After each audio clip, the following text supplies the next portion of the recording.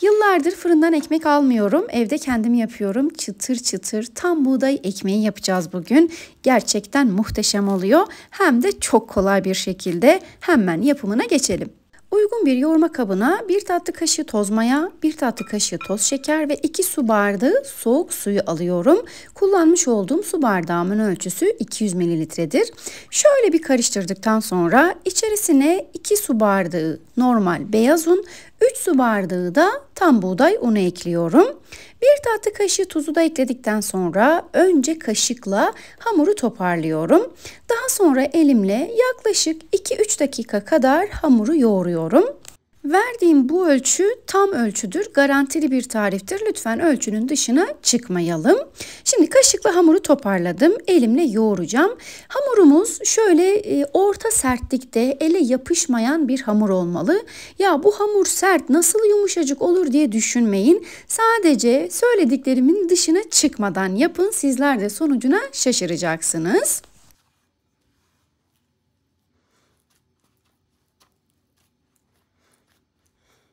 Ve hamurumuz hazır. Şimdi hemen sizlere kıvamını yakından da göstermek istiyorum. Dediğim gibi orta sertlikte ele yapışmayan bir hamur yoğuruyoruz. Kıvamı tam da böyle olmalı.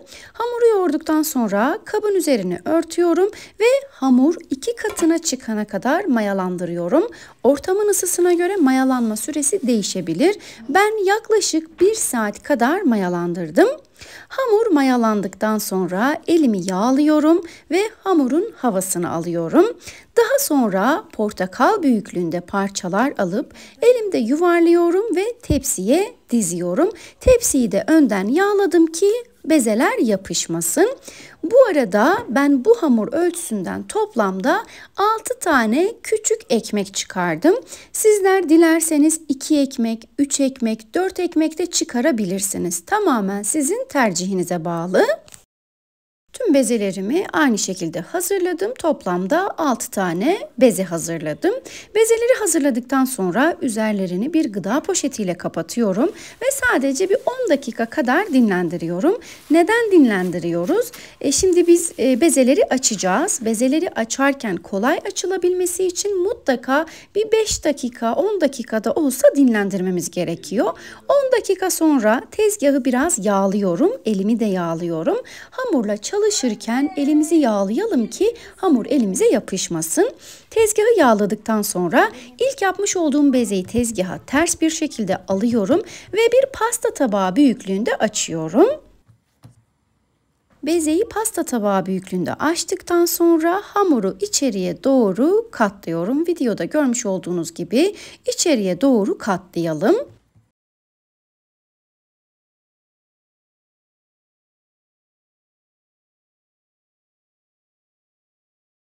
Hamuru katladıktan sonra uç kısımlarını birleştirelim ve her iki ucundan tutup bombeli bir şekilde sağa sola biraz yuvarlayalım.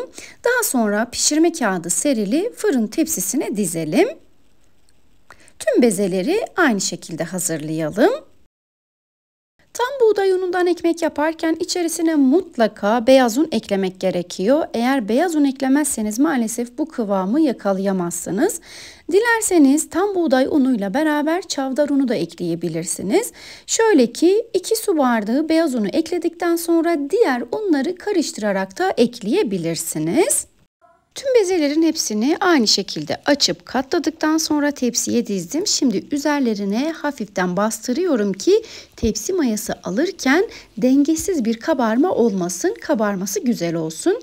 Daha sonra üzerini yine bir gıda poşetiyle kapatıyorum ve yaklaşık 20 dakika kadar bu şekilde tepsi mayası için bekletiyorum. 10.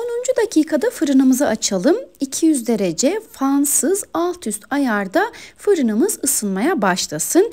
20. dakikada da gıda poşetini kaldırıp ekmeklerin üzerine mutfakta kullandığımız bir jilet ya da keskin bir bıçak yardımıyla tam ortalarına çizik atalım. Sonrasında üzerlerine sadece fırça yardımıyla su sürüyoruz. Başka hiçbir şey sürmüyoruz. Suyun miktarına da dikkat edin lütfen. Özellikle hiç kesmedim.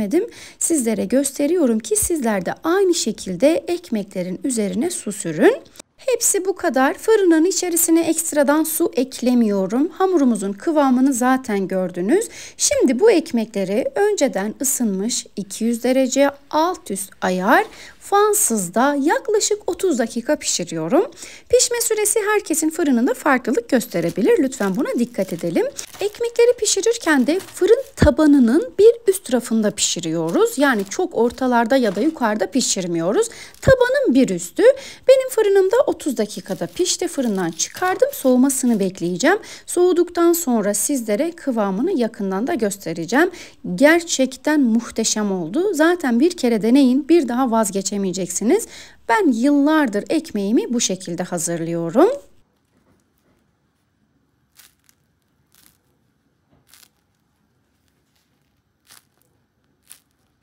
Bu arada ekmeği fırından çıkardıktan sonra üzerini örtmedim. Soğuyana kadar şöyle bir oda ısısına gelene kadar üstü açık bir şekilde beklettim. Hemen sizlere yumuşaklığını da göstermek istiyorum. Gerçekten muhteşem oldu. Dediğim gibi zaten bir defa deneyin, bir daha vazgeçemeyeceksiniz. Şimdi ışık gittiği için hemen ışığın altında da sizlere yakından göstermek istedim. Bugün de bir tarifimin daha sonuna geldim. Bugün sizlere tam buğday unundan çıtır çıtır evde kolay bir şekilde hazırlayabileceğiniz lezzetli bir ekmek tarifi hazırladım. Bu tarifimi deneyecek olanlara şimdiden afiyet olsun. Bir sonraki tarifimde görüşmek üzere.